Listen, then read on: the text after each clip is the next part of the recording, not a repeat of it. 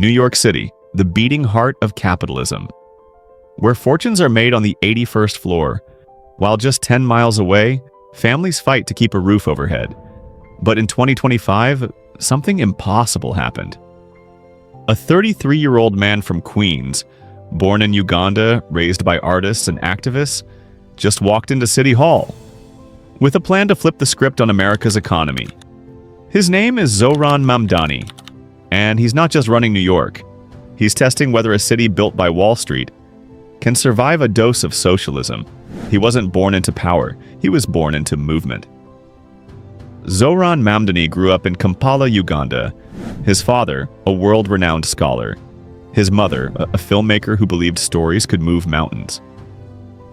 When his family moved to the Bronx, he found a different kind of education. Crowded classrooms, rent-controlled apartments, dreams built on concrete and noise. Most politicians come up through the Ivy League. Mamdani came up through Queens. He studied Africana Studies at Bowdoin College. But it was what he did after graduation that mattered most. Before running for office, he worked as a housing counselor, helping immigrant families fight off foreclosure. That's where he saw it. How a system designed to protect the powerful quietly squeezes everyone else. And that realization would soon push him into a fight few believed he could win. In 2020, the establishment laughed him off. A young democratic socialist challenging a 5-term incumbent? Not in New York politics. But the people of Astoria had other plans. They knocked on doors. They built grassroots networks.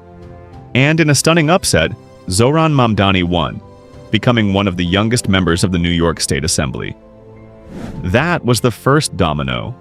5 years later, the dominoes fell all the way to City Hall. In November 2025, Zohran Mamdani was elected mayor of New York City. Thank you, my friends!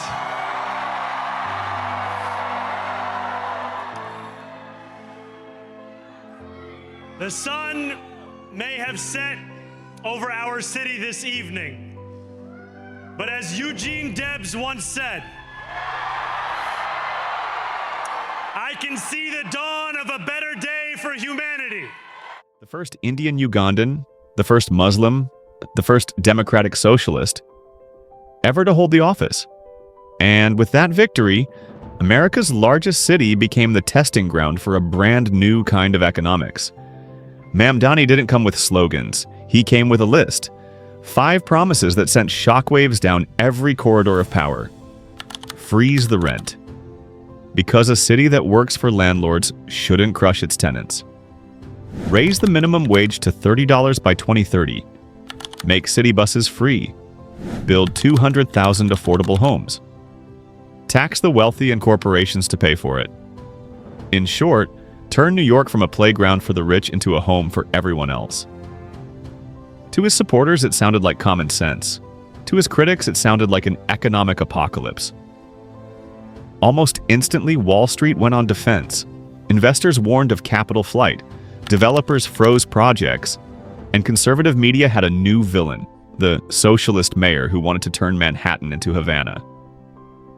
Donald Trump himself, now a major media force after leaving politics, mocked him on Truth Social, calling Mamdani a disaster for business. I don't think it was good for Republicans. I don't think it was good. I'm not sure it was good for anybody.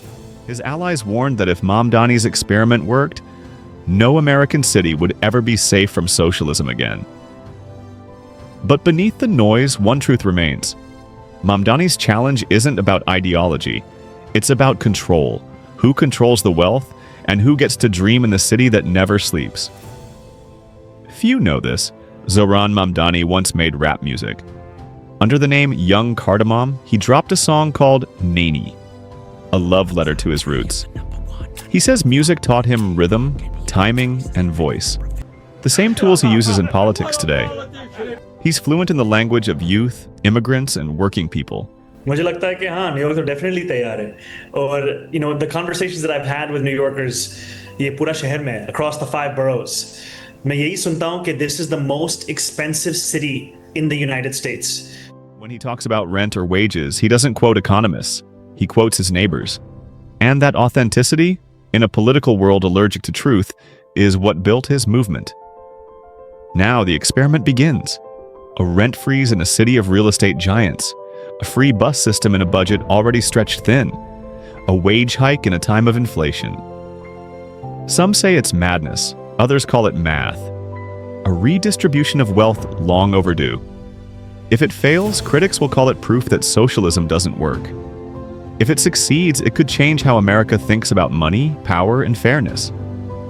Because what happens in New York rarely stays in New York. Maybe Zohran Mamdani won't fix everything. Maybe he'll fail. But for the first time in decades, the conversation has changed. From profit margins to people's lives. New York has always been the city that never sleeps. Now, maybe, it's the city that finally wakes up. This is Montory, where stories meet the truth behind power. If you believe America needs to see what's really happening beyond the headlines, like this video, subscribe, and join us. Because the next revolution might not start in Washington. It might start right here.